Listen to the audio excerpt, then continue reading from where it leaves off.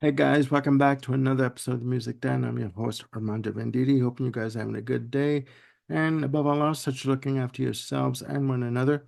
Ladies and gentlemen, before I get into the topic of the show, I'd like to welcome back to the channel Mr. Jim Bricker. How's it going, Jim? Hey, I'm doing all right, Armando. Thanks for having me back. Thanks for agreeing to come back.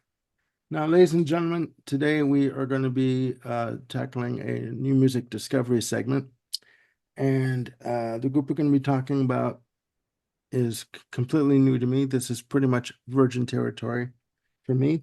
Uh, Jim gave me a call one afternoon and wanted to talk about this band that he knows and that he's got close connection with. That group is California Guitar Trio, and I'm like, okay, let's give it a shot. So without further ado, because Jim is much more better acquainted with the group, I'm going to hand the virtual mic over to Jim, and he's going to take us through the history of California Guitar Trio. So take it Yep, away, Jim. thank you. So California Guitar Trio, just to kind of set the stage here, uh, Mm. they have been an active band since about 1991. Their first gig being at this auspicious place in LA, in the LA area called the Natural Fudge Cafe. Um, this was a group that came out from Robert Fripp's guitar craft studies.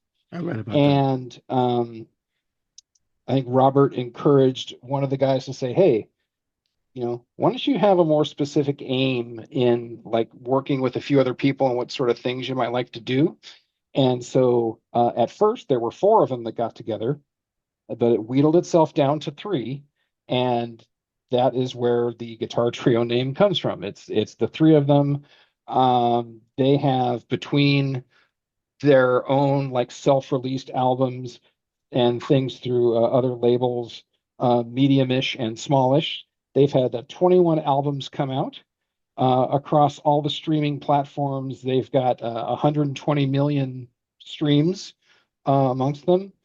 Um, I've seen them about 10 or 12 times since 1995, Really? from venues as large as the Warfield in San Francisco to a biker bar in the Santa Cruz Mountains, to an in-store appearance performance with Tony Levin at Apple, and even playing at a place I used to work called well, we'll just leave it at that. Place I used to work. Um, let's Good see. cover. Thank you.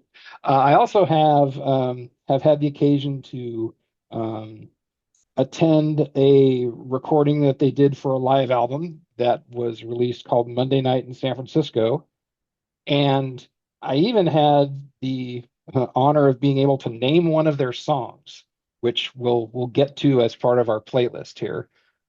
It is a new music discovery, and so in the spirit of that, I put together a playlist called "Young Person's Guide to California Guitar Trio," and I believe Armando is going to have a link to that playlist down below, I so you will. all can listen along and discover on your own.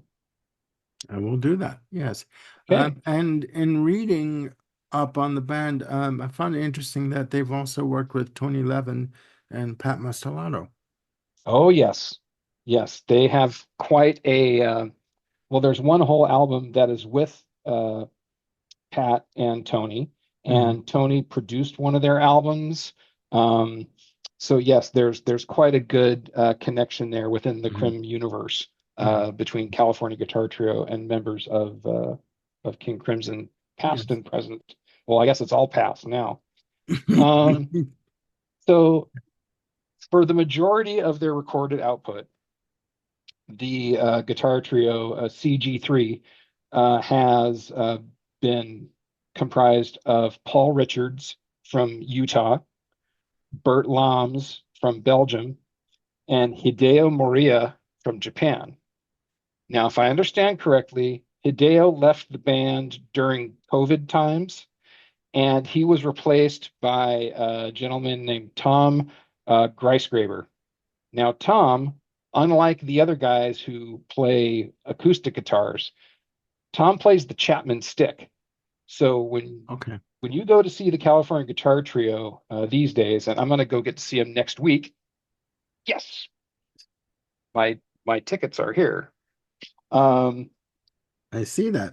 it'll be my And first time seeing Paul and Bert and Tom as a trio.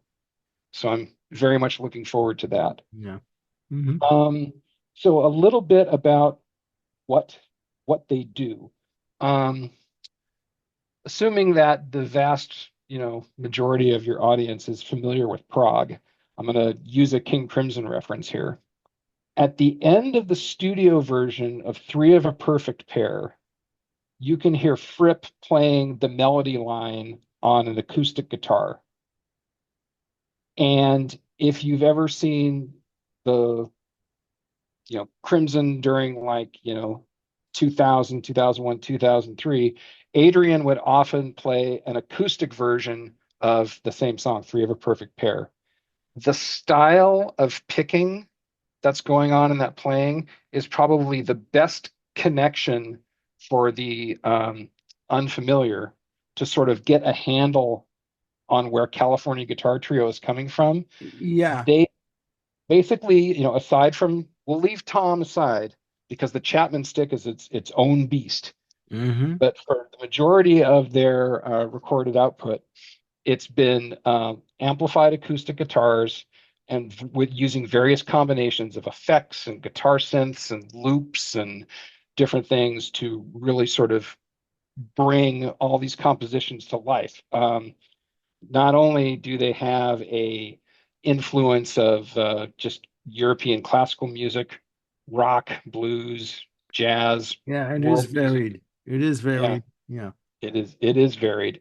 Um, when you look at sort of the list of the cover versions that they do, that sort of gives you a pretty good broad overview of the entirety of the music spectrum that they like to tackle. Yeah. I will interject one thing. There is a lot of, Please. from what I've heard, um, there is a lot of intricate guitar work going on here in terms of just the melodies and just the passages. Very Yeah, intricate, very tight arrangements on this, and amazing, my book. absolutely tight. Yeah. Amazing. Yeah.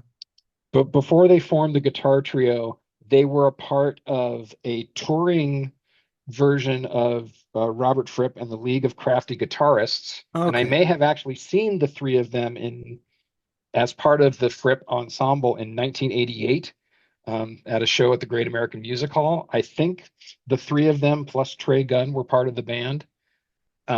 So if that's true, then I've been seeing CGT in one way or another since 1988. Hmm. Um, the trio were also part of a configuration called the Robert Fripp String Quintet, which was Robert and Trey Gunn, and then the CGT. But the first that I kind of ever heard the guitar trio proper was probably, like a lot of people, was when they opened for King Crimson in their tour of 1995. Um, they played the Warfield in San Francisco. They played 3 nights at the Warfield. The one night that I went, um, people were probably, obviously expectations were high because this is, Crim coming back to the stage after 12 years. And there was probably this level of, I don't want to sit through an opening act. I want to get right to the meat, Yeah. right to what I paid a ticket Yeah. for. Right to the But bone, as it were. Yeah. Okay. exactly. Okay. But I tell you what, after the first tune that the guitar trio played, they had that audience. And I would say that the response that the guitar trio got was probably, if not the same as, it was a hair below the response that Crimson got. I mean, just the fact that they're going out there, they're playing these originals that are very complex, very tight. Um, you know, I think I tried to find a set list from the show I went to, and the closest one I got, for cover versions, they've got the good, the bad, and the ugly, which Ooh, completely out of left field. Montenegro? Um, Okay. The yeah, composer. Okay. yeah. I remember. And then they played on three acoustic guitars a version of Bach's Toccata and Fugue in D minor, and the place went bananas. I mean, just that start of da-na-na, Yeah, da-na-na-na-na. I mean, yeah, at the end, it was a standing ovation in the room. It was amazing. definitely. You can Um, tell by listening to these um, works that they are virtuoso musicians. They're not, you know, amateurs by any stretch of the imagination, ladies and gentlemen. no, I was blown away by what I was listening to. So, yeah, I wish I knew more about the mechanics of music and how to speak of it in terms of pitch and note and all these stuffs because I wish Ken were here because he would have more of that vocabulary and understanding about the mechanics of the music itself. yeah. um just to use one of the one of the tunes that's in the playlist that we'll kind of talk about when we kind of cover this. The very first track on their first official album is called Melrose Avenue, and it's kind of has this spiky and tense beginning, but then it goes into something that's kind of I'll, I think of it as like spinning and loopy. But then there's this like playful nudging that goes along with it when it gets to the what I guess would be called the bridge, Mhm. and it's just this 2 minute and 10-second piece of music that sort of captures not only the intense precision that they bring to their performance, but also kind of captures their spirit in that they can be deadly serious Mhm. and be a little goofy when they want to. Yeah. And that there's just nothing that's seemingly off limits to this band. Hmm. One of the amazing things that they do um, when they perform live and when they're recording in the studio is something that they picked up from uh, the guitar craft teachings that they call a circulation. And basically, in a circulation, what they're doing is passing a note from one to the other person. So if so Bert would play the first note, Hmm. Paul would play the second, Hideo the third. The fourth note would go back to Bert, and then the fifth would be Paul, Hideo the sixth. Bert would take the seventh note, Yeah. and it So just kind of keeps going like keeps that. going. Yeah. And apparently they were taught that by Robert Fripp. Yes, that was part of the stuff they picked up from Guitar Craft, but they've kind of taken it to a whole new Yeah. level. Yeah. Frankly, I don't know how. I haven't taken the time to really see, but if they were to try to do that in a song that's like not in waltz time, Hmm. that would probably be pretty maddening Yeah. to sort of keep track of that. But Yeah. I I'm could sure see these that. guys could do it if they had to. I could see that. Um, the other thing to note before kind of talking about the playlist is that they're often accompanied by other musicians, whether it be bass, stick, uh, war guitar, drums, cellos, things of that nature. They they have no fear of inviting other people in to augment what they want to do. But the core of what they do and what they deliver is all based around the guitar, now with the stick, with Tom involved. Um, and that they always sort of take center place. There's two or three records they have with the Montreal Guitar Trio, and they did some significant touring with them for 2 or 3 years. Yeah. So yeah, these guys have been around a long time. They've gotten around, and just what they're able to do with I'm just gonna say three guitars, even though that's guitar, Chapman stick, and guitar now. Yeah. Um, it's been stunning. There's a friend of mine who's who saw them with me, and he asked a question afterwards. He's like, "Would it kill him to bend a note here or there?" Because they're just so precise, and everything is They're dead so on. Yeah. metronomically perfect and sort of They do. Frippian, if you will. Yeah, they do operate like a metronome. They're very measured and timed and just precision, just right to the note. So yeah, I can see that. Yeah. I can see So, that. and I guess the other comment that I'll make is that even though there's, Fripp is very much a part of their origin story, they're not like a King Crimson knockoff band. Not at all. No, no, not at all. But may I ask you just a quick question? Your Yeah. your connection with the band. Um, I mean, I'd be Yeah. remiss if I didn't interject that question. Like, Sure. when did this come about? Or how did Oh this come dear. about? So I first got connected with the band um, when they played that show opening for King Crimson in '95, where I went to the table after the show and they're selling their stuff. And I'm just like, you guys were freaking amazing. This is great. And they had CDs, to sell. And I'm like, okay, which of this CD is like closest to what you played tonight? And they said, oh, it's this one called Invitation. And I'm like, okay, I'm sold. Grab me one of those. And on I went. And then they would come back to the Bay Area and they would play, different little places. And I would always try to make a point to go and see them. And they're just very open, warm, friendly guys, and Hmm. always able to talk with them, and they got to recognize me and at shows, and so we kind of talk. And there was this one event where I knew they were coming through town, and they had like an opening in their schedule, and I emailed Paul, one of the three, and I said, "Hey, would you guys be interested in doing like a lunchtime concert at my workplace? I see you've got the hole in your schedule. It might be a chance for you guys to get some new fans, some new exposure, Yeah. make a few bucks selling a few CDs and whatnot." And they're like, "Yeah, let's do it."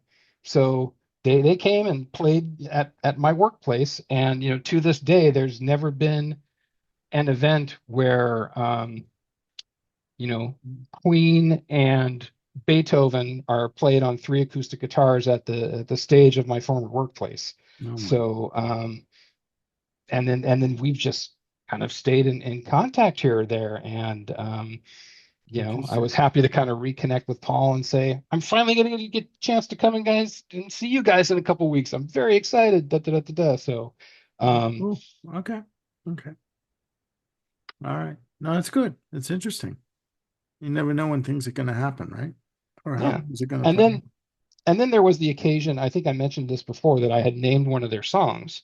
So um, seeing them one night in San Francisco at the Great American Music Hall, they said, okay, here's this new song we're going to play. It's so new, we don't even have a title for it yet. So if you guys think of anything, let us know. And literally, I closed my eyes as they were playing the song. And as they were playing it, to me, it sounded like a journey.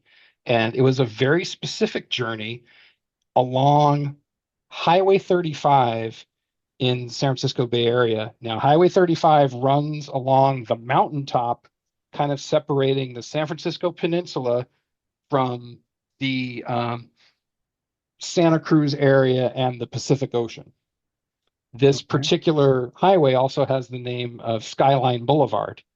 And just between the twists and turns that I heard in the music, the way the guitar portions were coming through, they sounded to me like dappled sunlight, which is what you get a lot of in driving on Skyline Boulevard. And so Okay. I emailed Paul and I said, "This is what I heard in my mind's eye when you guys were playing this song. So I would suggest the title of Skyline." And he's like, "Boom, I think we got it right there." So ever since then, it has been called Skyline, and that's my fault.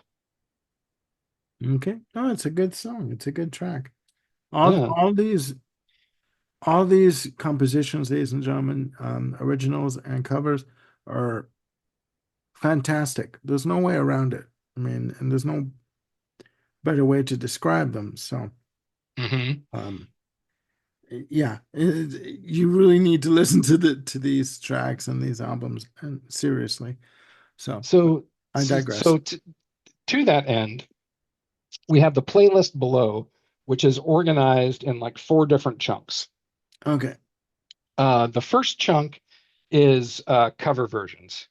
And in that, um, there's everything from composers I'm pretty sure you've never heard of, as no one I'd heard of, to tunes from Yes, Dave Brubeck, Radiohead, Sonny Rollins, Beatles, Estonian composer Arvo Pärt, Queen, Pink Floyd.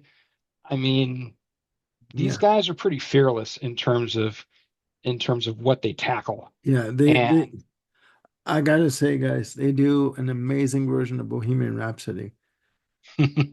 Amazing. They do I not was wondering what you would think of that because I know you're such a huge Queen fan. me, of course. Well, what do I think? I thought it was just amazing. It's exquisite, like just precise, right down, not missing any sections. Everything is done as you hear it on the original and instrumentally, but it's perfect, Yeah. exquisite, exquisite. I mean, I've probably seen them play that 75% of the times that I've seen them. Oh my And just God. when they start out, it's like people start laughing because they realize, what they're doing. And then you get into the actual like first verse of the song. And when Hideo is playing that part about mama, just killed him. And Yeah, people, again, they start laughing because they just can't believe what they're hearing. That someone's got, yeah, the gall to try to pull this off with three guitars, and and they they do. I mean, they it is nail it. just amazing. You know, Hmm.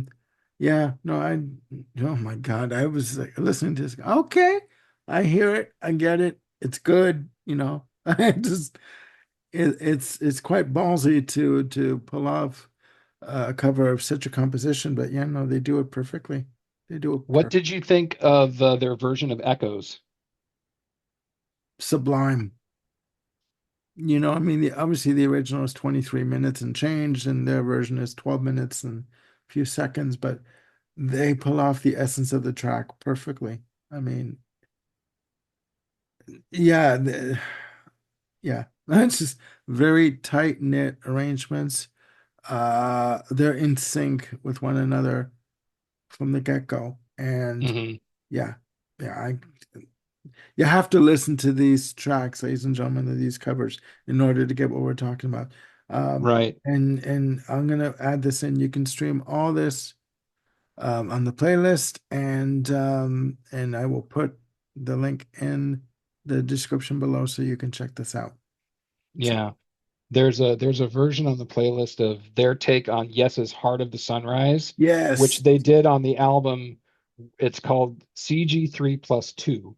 And the yes, two that they're adding are Tony Levin and Pat Mastelotto. yeah, yeah, So, yeah, yeah, because it's number two on the playlist that you have here. mhm. And it's just like, whoa, okay. When I heard, it, I'm like, okay, there, this is some serious, oh my God, instrumentation going down. So yeah, this is quite good. Yeah, there was a brief tour that they did, and they came to the San Francisco Bay Area, and I got to see them there, and that was actually the same era and time that they played the little surprise show at Apple, Yeah. and which was the three of them and Tony Levin on an acoustic guitar, covering his bass parts. Oh my Um, God. but yeah, the band was the guitar trio, Levin and Mastelotto, and yeah, they played Heart of the Sunrise, and the place just went bananas Oh, geez, I can because it was a complete surprise. Yeah, yeah. No, I can imagine. I can imagine. They But they've also worked up, and I didn't put a version of it on here.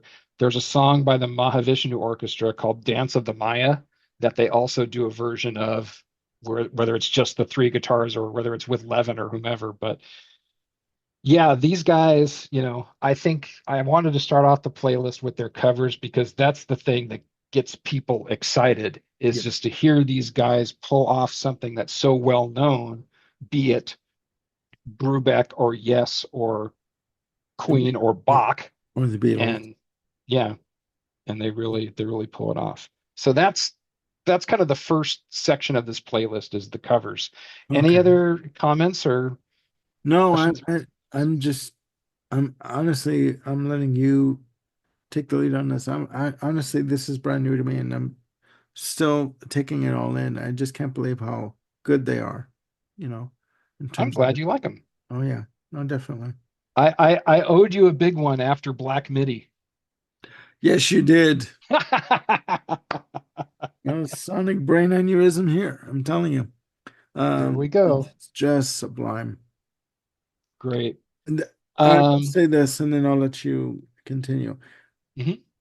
Their music, their albums are the type of albums, ladies and gentlemen, that you can put on, sit back with the headphones or not, and just close your eyes and you're off.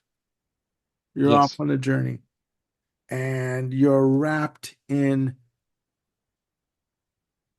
brilliance, is the only way I can put it, because the musicianship and the intricacy of their playing is just stellar, like unreal. Yeah. Kid you not. I kid you not. So, but I digress. Uh, Mike, back uh, over to Jim. okay. So there's one album of theirs that I think epitomizes, um, I'll call it the precision and the approachability. mm, And that is their Soul Christmas album, which is called A Christmas Album. I think when it originally came out, it was called 10 Christmas Songs, but I think now it's been canonized as A Christmas Album. okay. Um, for a band that's so precise and some would even call cold and clinical, to hear them play Carol of the Bells, What Child Is This? Unto Us a Child is Born from, Handel's Messiah, and even Jingle Bells. I mean, you get a warmth from it. You do. And, part of that warmth is probably the familiarity of the tunes. But I tell you, these guys tackle it in a way that's kind of a combination of respectful, but a little bit cheeky, but it's good for everyone. You can play it for your prog friends, you can play it for your grandma. I mean, it's a fantastic Christmas record. Well, I think from what I heard, they're having fun. Oh They're yeah. they're enjoying what they're doing. And Yeah. yes, they have to do it. They have to do a professional job and get it recorded and stuff. But they're enjoying what they're doing in the studio with this album. Yeah. And it shows, like it really does show. I mean, they do a fantastic version of Green Sleeves, you know. Oh yeah.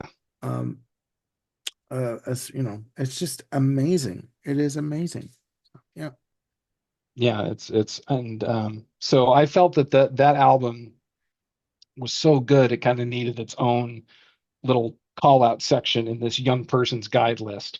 Yeah. Um, I'm not sure when this episode is going to air, but it's close enough to Christmas where you can get in the mood, man. So, Shall I mention yes. when it'll air? Shall I No. mention when it will air? December When's it 10th. gonna when's it gonna air, Armando? December 10th. December 10th. Okay. All Yes. right. Yes. No, no, no. I've got I already knew where I was gonna slot this. And yeah. You have a plan, and it Yes, I relates do. to Christmas as it turns out. So we'll Yes, I talk about do. that Yes, I later. do. Uh, so yeah, no, no, no. I already know when this is gonna air. It's great. Yeah, I mean, this album is simply fantastic, and as they all are, you know. Hmm. Um, but and I'll say this: the willingness to go from doing the covers to the original compositions to classical reinterpretations. There's no limits to what they can do or what they want to do. Yeah, They and often you'll find, covers, originals, and classical interpretations all on the same record. It's not like they always shoehorn them into one thing. yeah, yeah. No, I get it. I get it 100%. No, it's Um, fantastic. the next batch on the playlist that kind of starts from Melrose Avenue and goes down to a tune called Cherry Trees is their originals. Yeah. And I talked about Melrose Avenue in the beginning. Canon Power is a tune that I think came originally from the Fripp string quintet, and it's very much kind of an overdriven guitar, kind of hard rocking, almost prog metal piece Yeah. for three acoustic guitars. Um, the next two tracks are from the album Invitation, which is the one that I picked up when I saw them open for Crimson in '95. The two tracks on there, the first is called Punta Patri, which I believe has to do with kind of a soundtrack they did for a documentary on mountain climbing. And it has this beautiful ascension and descension about it. Uh, First of all, starting with this guitar line that's looped and played on an ebow, and then with the acoustic guitars coming up underneath it. It's just a very compelling and dramatic piece. Um, that's followed on this playlist by a tune called Above the Clouds, which um, Trey Gunn uh, from the Thrack band of King Crimson does some either war guitar or Chapman stick. I'm sorry, I don't know which exactly it is, but he's kind of playing counterpoint with the main melodic line with the three other guitarists, and it's just this beautiful interweaving and atmospheric piece that's something like a soundscape, something off like the highest quality Windham Hill records that you can imagine. It's just every time I hear it, I'm just completely floored at how compelling a piece that it is. Yeah. It's just fantastic. Um, Mhm. Skipping down to Train from Lamy or Lammy, I don't know what the correct pronunciation is. This is a tune that I've heard them play forever. That is, what are my notes here? It's a three-part suite that has this overdriven guitar intro with slide and I think wah-wah pedal, Mhm. and then it's got this intense cross-picking section, and it finally settles into a quiet Western desert motif. And somewhere in the middle in here, when they go from like section part one of the suite to part two, when they play live, they usually interject a quote from 21st Century Schizoid Man in there. And again, it just fits perfectly. And when going back to my time when I saw them for the first at the Warfield when they opened for Crimson, the crowd went bananas Mhm. that, they just put that in there. And again, it just seemed effortless. And, it's one of those pretty fast, complex parts of Schizoid Man too. So Yeah. Yeah. um Fantastic. also in the playlist, I've included the song Skyline. So for those of you in the Bay Area, you can hear and see what I heard and saw in my mind's eye. So hopefully I've done it justice. Um, Cosmo Calypso is just this funny, goofy kind of cosmic calypso song. Yeah. um, yeah, and the rest of their originals, they all have this precision to them, but I don't think they're clinical. There's a warmth to it and an openness to it. Songs like Cherry Trees. I mean, I I don't know if I would have heard it alone without the title that I would have picked up on like cherry trees and cherry blossoms and Japanese type trees and whatnot. But once you put the title in there, it's like, oh yeah, of course, that's perfect. Mhm. That's a perfect fit for what it is. Yeah. Um, and that's the completion of the original section. Okay. Finally, the last tunes of this are some of their classical covers. Yeah. Starts off pretty Beethoven heavy with Moonlight Sonata and the opening to Symphony Number 5. Their version of Toccata and Fugue in D minor is in here. And That is again, amazing. Yeah. isn't That that is though? amazing. That is amazing. Yeah. Up until today, I didn't even know what that piece was called. Oh, really? Okay. Up until I heard it, I'm like, that's what it's called? Okay, all right. Well, I mean, because that piece is synonymous with like Halloween and like that sort of ominous, you know, you know. Right. Um, I'm gonna date myself, but you hear it a lot on like The Simpsons kind of Halloween, Treehouse of Horrors, that kind of, Okay. All right. you Yeah. know. So I mean, And of course, the version that everyone's familiar with, it has this grand, like cathedral church organ that's to it. exactly what I mean. So when you hear it, Yeah. you don't think, okay, oh, that's staccato. You don't like the casual listener wouldn't know that the name of it. Like, you know what I mean? Right. But Hmm. I mean, you educated me here today. You've been educated, son. Yes, yes, yes. I know something. I know something today. There you go. So, no, I I get it. schooled I you. get it. That's fantastic. That's fantastic.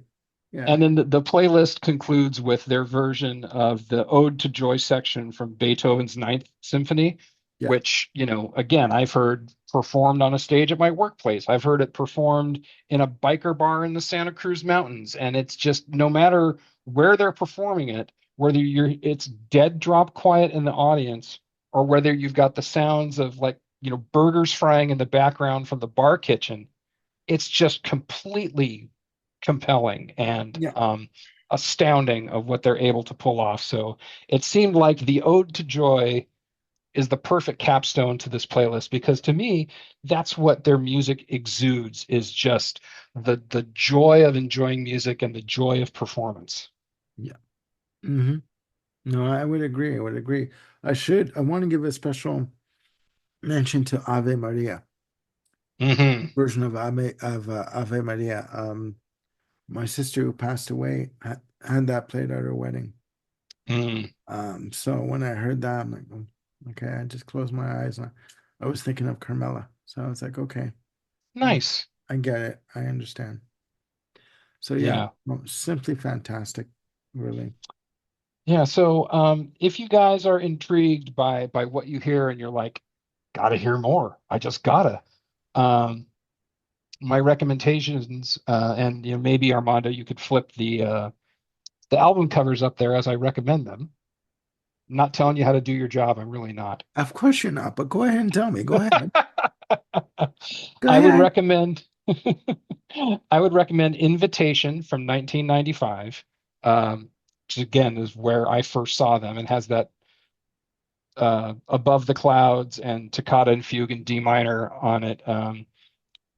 Totally amazing. Pathways, their next album from that from 1998 is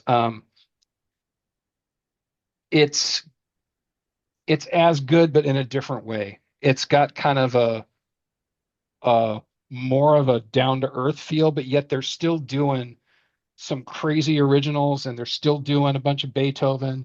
And I think they conclude the album with Miserlou, which was of course heavily featured in Quentin Tarantino's movies. So Okay. um, you recognize No, that kind of yeah, yeah, thing. yeah, yeah, yeah. Yeah. I may not know the Um, names, but I recognize the music. Yeah, I get it. exactly.